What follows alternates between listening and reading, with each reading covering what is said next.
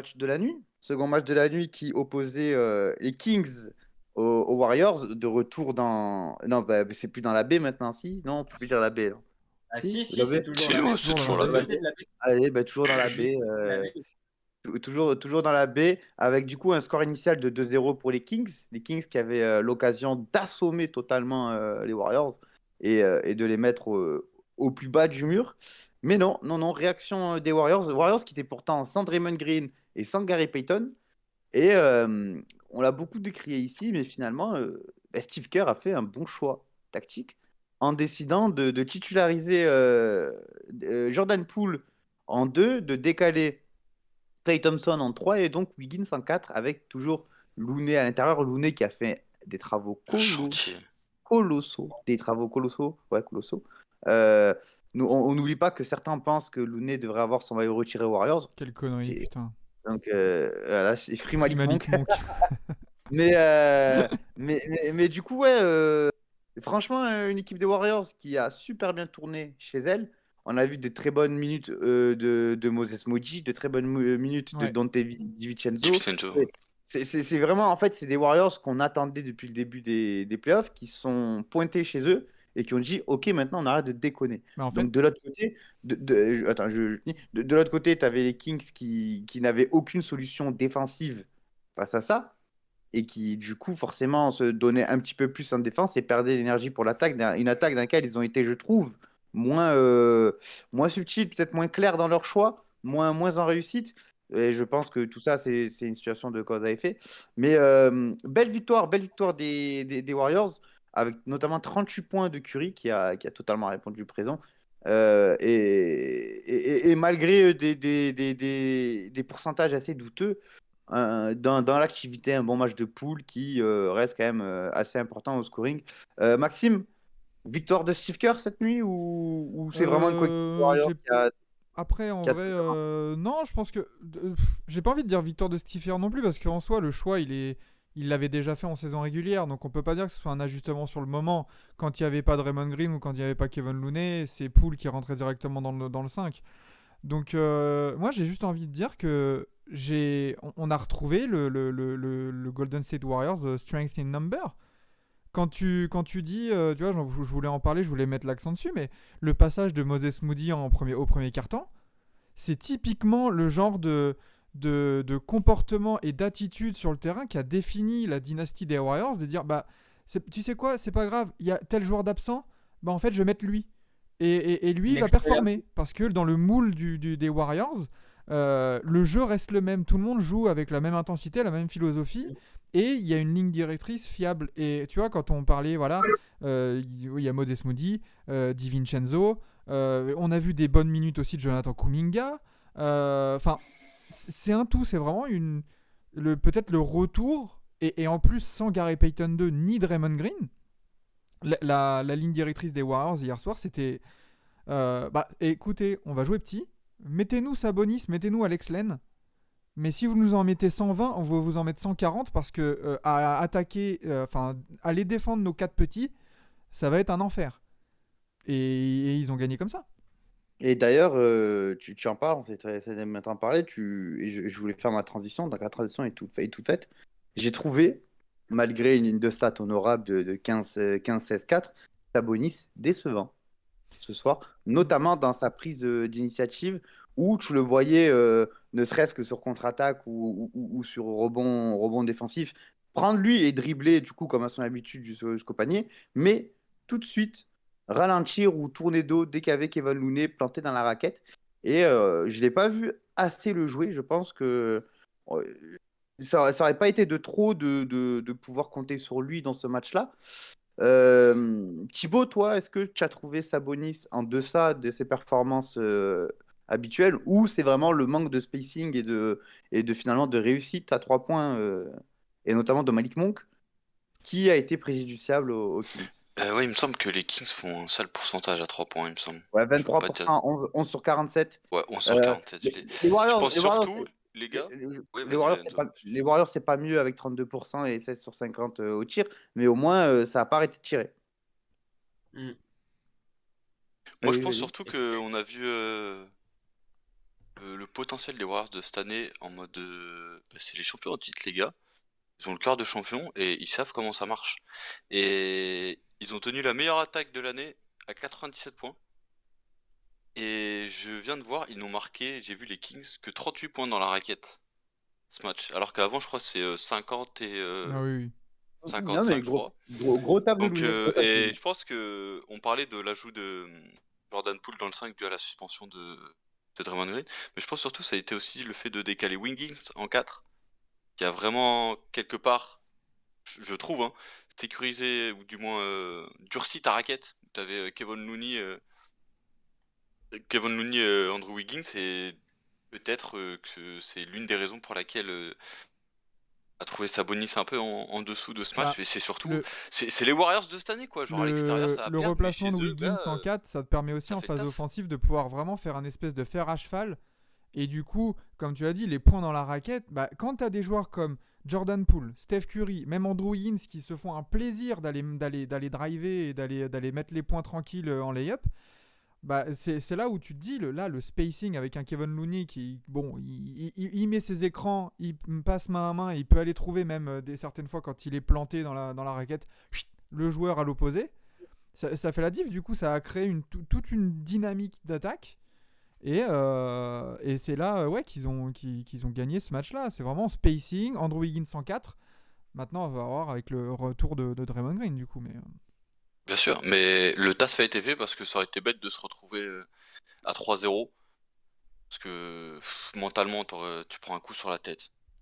Déjà que Enzo, t'as ouais, vas-y, finis. déjà que t'as pas réussi à en prendre un à Sacramento, si tu perds le troisième comme ça, 3-0, ça plombe ta série. Donc, non, bonne réaction des Warriors. Et hâte du match 4, quoi. Parce que putain, cette série, elle est belle à regarder, les gars. Moi, je prends du plaisir. c'est clair. Enzo, pour toi, est-ce que ce match-là, c'est un twist dans la série? Est-ce que les Warriors ont trouvé le rythme et vont plus le lâcher ou le retour à Sacramento va redistribuer les cartes? Les Warriors ont changé de rythme, ça c'est indéniable. Après, le truc, c'est que j'ai l'impression que, attention, on va éviter de s'emballer parce que j'ai vu ça toute la saison, bon, en particulier avec la commu Warriors, mais après, il y a plein de gens aussi extérieurs qui l'ont fait, à savoir où tu voyais des sessions des Warriors exécrables, principalement à l'extérieur, et où dès que ça revenait et que ça jouait, gagnait un match en mode patron, on oubliait tout ce qui s'était passé avant. Ah, C'est des champions, ils vont gagner le titre, machin, etc. Soufflons un coup. Ils ont fait un très bon match, mais c'est un match. Wiggins 104, effectivement, je suis d'accord avec Thibaut. Moi, j'ai été assez impressionné, effectivement, de l'impact que ça a eu défensivement. C'est 2 mois d'absence en Euh, plus, hein. ouais, c'est-à-dire qu'en fait, avec Draymond Green, ben, encore une fois, hein, moi, je me tue à le dire, Draymond Green, c'est toujours et ce sera toujours un défenseur ultra intelligent. En Oui, bien sûr. revanche, au niveau physique et au niveau de l'intensité et du défi sur des intérieurs, aujourd'hui, oui, aujourd'hui. Draymond Green n'est plus Draymond Green de 2018, de 2017, de 2016. Ça n'a plus rien à voir. Tu vois physiquement face à des mecs à qui il rend 20. Il n'avait pas de problème avant à défendre sur des mecs à qui il rendait 20 cm et 20 kilos. Aujourd'hui, c'est compliqué. Hmm. Et Andrew Wiggins, je trouve, l'a fait bien mieux. Et donc, du coup, Sabonis, ouais, ça l'a fait douter. Parce qu'il a commencé au début à le faire. Bon, après, il va falloir avouer que si d'un côté, les deux premiers matchs, il y a eu un. On peut aussi parler un petit peu d'arbitrage, parce qu'il y a eu le côté à Sacramento, vraiment, ça a été cas. Il y a eu des vrais trucs pas ouf à l'encontre, là, pour le coup, des Warriors. Il y a eu un peu l'inverse, là, à Golden State, Ah où bon? tu voyais ça, le peu de fois où il a pénétré, il s'est fait vraiment arracher dans tous les sens. Ça l'a peut-être aussi un petit peu découragé. Après, attention, c'est en aucun cas une excuse, parce que franchement, c'est pas sur l'arbitrage que tu perds le match côté Sac. Il y a que 3 fautes Et d'écart entre les deux équipes, hein. Enfin, Ah oui, franchement, non, non, mais l'arbitrage c'est pas à ça que je l'arbitrage est parle. C'est pas à équilibré. ça que je L'arbitrage est parle équilibré. d'arbitrage. franchement, C'est pas à ça. si oui, il y a évidemment, de toute façon, je pense que dans chaque match NBA, d'autant plus dans ces playoffs, je pense que le moindre panier à l'intérieur, tu pourrais siffler faute, je pense. Il y a toujours un contact litigieux, de toute manière. Mais après, moi je voulais rebondir justement, Enzo présentateur, là, Enzo Logdin, tu parlais de la baisse un peu de forme de certains joueurs des Kings. Euh, Est-ce qu'il n'y a juste pas eu. Tu vois, l'autre Enzo parlait de s'enflammer un peu. Est-ce qu'après les 2 premiers matchs à Sacramento, est-ce qu'il n'y avait pas aussi un phénomène de, mince, De comment dire, surconfiance. tu vois, ils se sont fait vraiment pousser par l'événement, pousser par le public, et ils ont et peut-être un peu surperformé aussi, parce que quand on voit Malik Monk qui termine à 4 points et tout ça, de toute façon, À 1 sur 9, faut dire. c'est certain qu'on n'allait pas le voir à 30 points de moyenne en sortie de banc sur toute la série, quoi. Donc, Mm. peut-être qu'il y avait aussi, tu vois, ce phénomène de, bah ouais, les Kings à domicile, la poussée par leur public, leur dynamique et tout ça, il y a peut-être eu une surperformance. Et là, un peu une sous-performance, donc va falloir trouver le juste milieu. Et c'est là Équilibre. où l'expérience aussi va pouvoir jouer le jeu, parce que si tu te ramènes, on va voir le Game 4, hein, mais si tu te ramènes à Sacramento à 2-2, peut-être que là, dans les têtes, ils vont peut-être se dire, ah merde, attends, peut-être que... Enfin, tu vois, c'est là où psychologiquement, il va falloir aussi bien le gérer, ça. Le retour à la maison, Mm. attention. Moi, j'ai une autre question à soulever pour Sacramento. C'est, on a vu Sacramento capable d'incroyablement attaquer et d'être très efficace offensivement. On a vu les Warriors qui étaient capables de l'être aussi, mais on a vu les Warriors capables de défendre, du coup, cette nuit. La question, c'est est-ce que Sacramento, eux aussi, pourront être capables de défendre lors des prochains matchs pour justement reprendre un peu cette énergie-là, calmer les ardeurs et montrer qu'eux aussi sont capables de contrecarrer les plans, les plans adverses. Est-ce C'est là où j'ai que, un est-ce peu de que mal, moi. Autant et on Thibaut, sait que les Warriors, ils peuvent attaquer et bien défendre. J'ai un peu plus de doutes sur la défense des Kings à step up, vraiment plus que ce qu'ils ne font là, tu vois.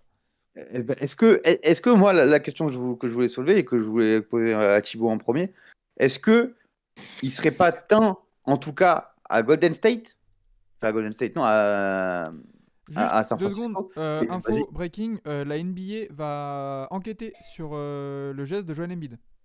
bizarre. Voilà. T'as pas des sources On veut des expertes? noms. Ça vient de Brian Lewis, Non, mais reporter qui couvre les Knicks pour le New York ouais, Post. tu l'as sorti avant lui, hein, concrètement. Donc c'est toi la source. Mais ouais, Thibaut, moi je voulais te demander, Ouais. est-ce que, en tout cas à San Francisco, il n'est pas préférable pour Mike Brown de changer un peu ses line-up et ses rotations pour voir peut-être plus de Davion Mitchell, plus de Malik Monk aussi qui est un peu plus certain en défense que Warter. Est-ce que c'est pas le moment justement de s'adapter?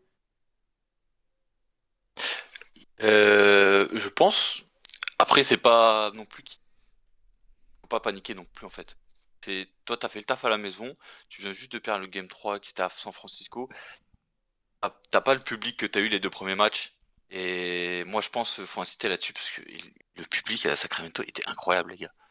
C'est juste pour Sur ça, n'importe il y quelle avait action, vraiment une dynamique, ça tout, gueulait. Ah, il a été très fort à tout pour OJ. performer. Mais vraiment, enfin, j'ose même pas imaginer en tant que joueur, mais t'es obligé de te la donner quand t'as un public comme ça en fait. Et là, tu te déplaçais du coup chez les Warriors, bon, tu perds le match 3. Faire des ajustements pour le Game 4 pour tenter de prendre ce match à l'extérieur, ouais, pourquoi pas.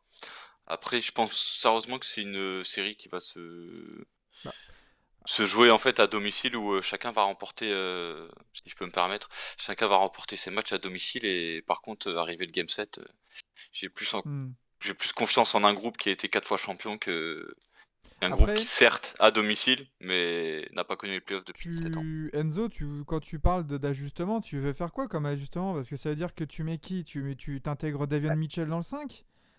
Pas forcément dans le 5, mais le voir sortir un peu plus tôt, le voir avoir plus de minutes notamment. Ouais, là, Au moins dépasser les 25 minutes où il va Hmm. être capable, lui, de switch, même de rendre service sur des gars comme Wiggins, tu vois. ouais. Je dis pas qu'il va le lock Wiggins, mais il va rendre service. Et notamment sur des minutes où tu as Harrison Barnes, Werther, Fox, Sabonis, et tu n'as pas vraiment de spécialiste défensif sur le terrain. Ouais. Et là où ça ferait du bien d'avoir justement un Werther en 3, un Mitchell en 1-2, un Fox en 1-2, Barnes en 4 et Sabonis en 5, tu vois. Pourquoi pas? Franchement, mais Parce que tu vois, après, tu as des matchs, excuse-moi, je te coupe, mais tu vois, un match comme cette nuit qui gagne Murray, qui est important dans le système offensif des Kings, est passé totalement en travers. aïe, aïe.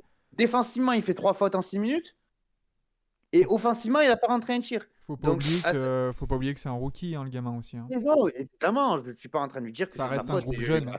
Pas du tout, pas du tout. Il est jeune, c'est normal qu'il fasse des erreurs, il ne peut pas être parfait, c'est normal. Ah, c'est un rookie Mais de 24 ans.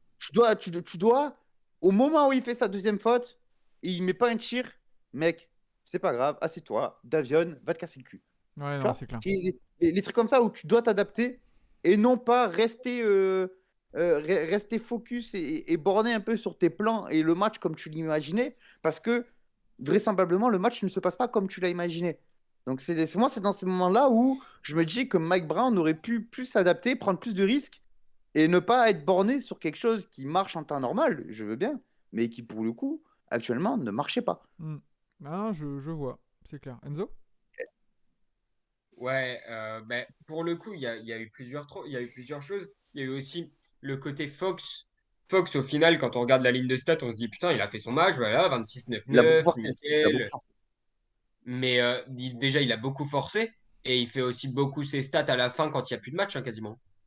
Oui, il y a un gros écart, hein, parce Avant, que on l'a pas dit, hein, mais les Warriors ont gardé un écart. Enfin, déjà ont été devant tout le match, il me semble.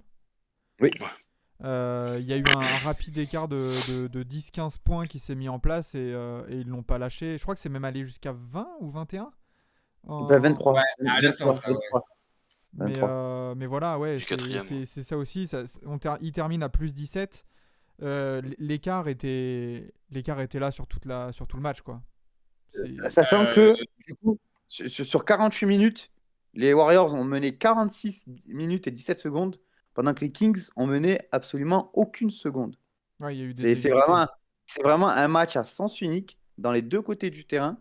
Et même, tu vois, je prends les stats, les stats rebonds offensifs, 18-13, tu vois. Sachant qu'il Ouais. y a Kevin Looney qui en a pris 9 à lui tout seul. Moi, la stat Donc, qui m'impressionne et qui illustre un peu, je pense, le changement de mentalité et d'attitude, c'est que les Warriors ont 2 fois plus d'interceptions que les Kings. 12 12 à 6. interceptions et 11 pertes de balles seulement. C'est là où tu vois que Deux balles aussi. cette équipe, quand elle s'y met, et c'est ça aussi qui a été frustrant avec les Warriors toute la saison, c'est que tu sais qu'ils peuvent le faire, et tu sais pas pourquoi ils se mettent, enfin ils s'enlevaient pas les doigts, quoi. mm.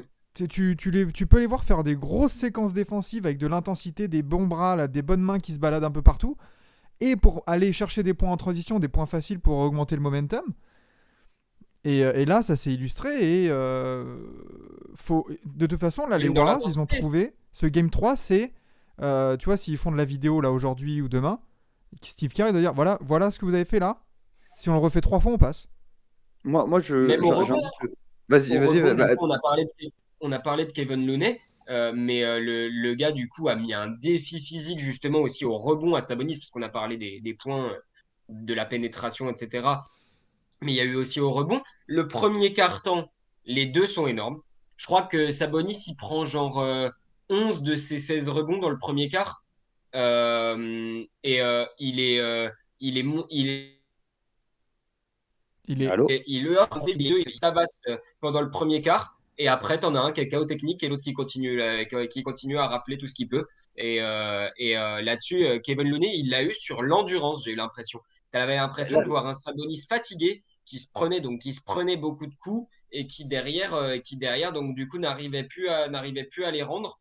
Donc ça, peut-être aussi, falloir aussi trouver du repos, hein. Parce que Là où pareil, je hein, Fox voudrais. a joué 38 minutes.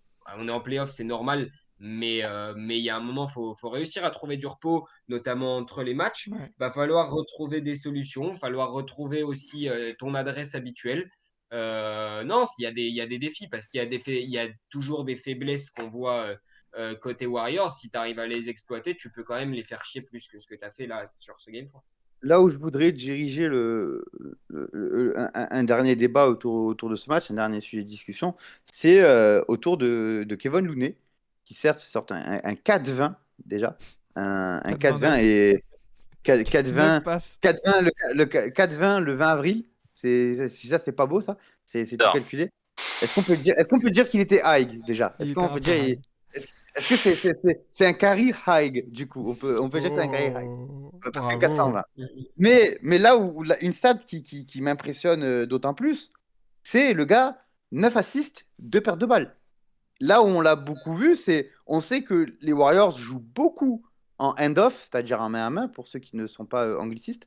On l'a beaucoup vu reprendre ce rôle-là de Draymond Green. On l'a beaucoup vu ressortir en première intention, et ça, c'est dans son habitude déjà, même avec Draymond Green, c'est de je prends le rebond première intention, je ressors sur les shooters ouverts. Mais 9 passes décisives, meilleur passeur des Warriors Hmm. aujourd'hui, cette nuit. Tandis que même aux Kings, le meilleur passeur, c'est De'Aaron Fox avec 9 aussi.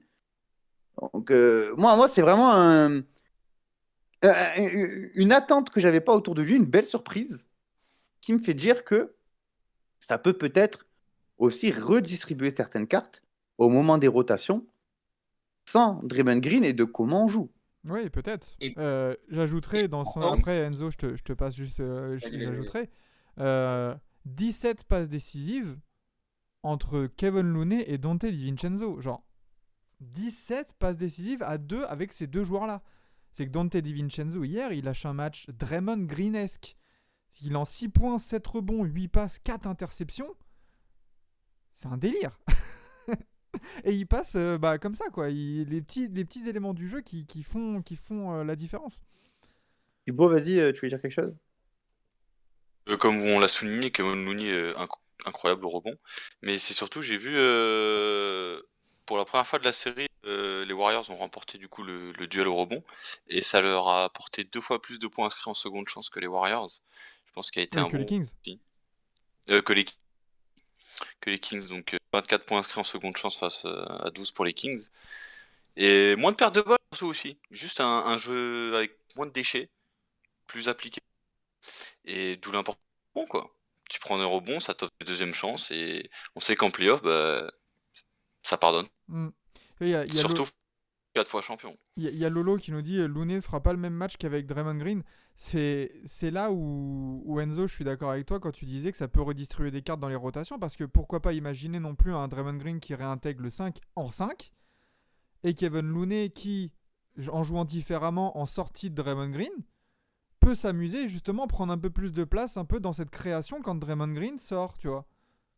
C'est ça. Et Ça. éviter de Plus sortir que- Draymond Green et Stephen Curry en même moment et essayer justement d'avoir cette alternance qui se met en place parce que tu sais que quand ça se passe bien et que Kevin Looney il est bien réveillé dans son match, il peut faire les bons kick-out, il peut faire les bonnes passes.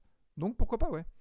Même DiVincenzo en soi, il peut prétendre à redistribuer certaines cartes, sachant que concrètement, DiVincenzo est plus valuable sur les playoffs et plus utile à son équipe que Jordan Poole. Ah, clairement. Donc, la question qu'on peut se poser, c'est au moment où les matchs comptent vraiment, où c'est serré, pourquoi faire? Et ça, même Jordan Poole s'est fait bench assez beaucoup de temps, plus de temps qu'à son habitude lors des derniers matchs.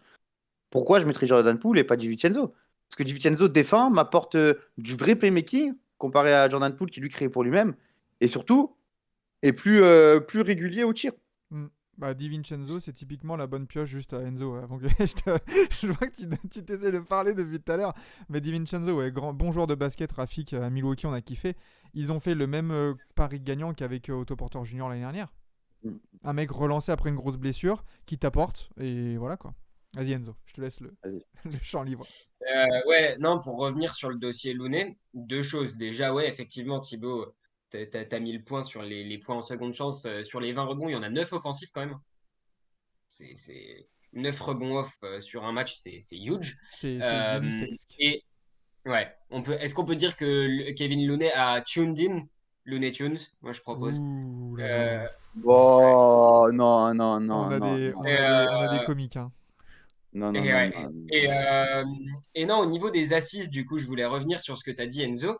En fait, bah, contrairement à ce qu'on aurait pu penser, donc c'est sur un échantillon plus gros du fait que Draymond Green n'était pas là, mais ce soit si pour les fans des Warriors qui sont habitués à le regarder ou pour les no-life fans d'algorithmes comme moi, eh ben finalement, ce côté playmaker de Draymond Green, de Kevin Looney, eh ben il avait rien de surprenant. Pourquoi? Parce que si tu regardes en fait, notamment sur la première partie de saison, sur les 40 premiers matchs, euh, Kevin Looney est un des joueurs, tu sais, comme j'avais fait mon algorithme notamment de playmaking, qui a le meilleur ratio assist, turnover, temps de possession. Pendant les 40 premiers matchs de la saison, Kevin Looney faisait une passe décisive pour chaque 20 secondes qu'il passait avec la balle dans les mains. Hein Une passe D pour 20 secondes avec la balle dans les mains. C'est pas étonnant. Après, Et avec un taux genre de 1 ou 2 turnovers pour 100 touches de balle. après, Et genre, après, ce que tu oublies de dire, c'est qu'il passait en tout et pour tout 21 secondes avec la balle en main. Donc, alors il faisait à peu près, ouais, c'était ça, il faisait à peu près, il faisait un peu moins d'une minute avec la balle en main, mais à chaque fois, sur 40 matchs, c'est un peu plus oui, signifiant. mais non, mais je fais une blague. Tu voyais On vraiment peut rigoler, régulier. ouais, c'est bon, on rigole. Non, mais t'as raison de le dire, hein. T'as raison de le dire, t'as raison de le souligner. Mais donc, du coup, un ratio qui est important, tu vois, entre temps de balles en main, passes décisives, principalement passes décisives ajustées, parce qu'il y a aussi, tu sais, les fameux secondary assists, les passes qui Mm. vont déclencher des lancers, etc. Mm. Et donc, du coup, ce taux de turnover faisait que vraiment là-dessus, sur la Ah, circulation est un élément bien plus important que ce qu'on peut y penser de l'extérieur. Et là, du coup, ben, le fait que Draymond Green ne soit pas là lui a forcément du coup donné un rôle plus important en termes de temps de ballon. Et il a montré que ce qu'il faisait sur un temps réduit, eh ben, de temps à autre, il peut aussi le faire sur un temps augmenté. Et ça, c'est le vrai point positif. clairement. Est-ce que du coup, on peut finir du coup sur ce match Sixers Kings en disant que Kevin Looney est meilleur que Nikola Jokic? Je pense qu'on peut finir, je pense qu'on peut finir dessus en espérant un quatrième match du coup toujours à San Francisco tout aussi excellent et intéressant, en espérant toujours plus de suspense. C'est une série qui va en 7 entre deux équipes qui font plaisir sur ces playoffs. On peut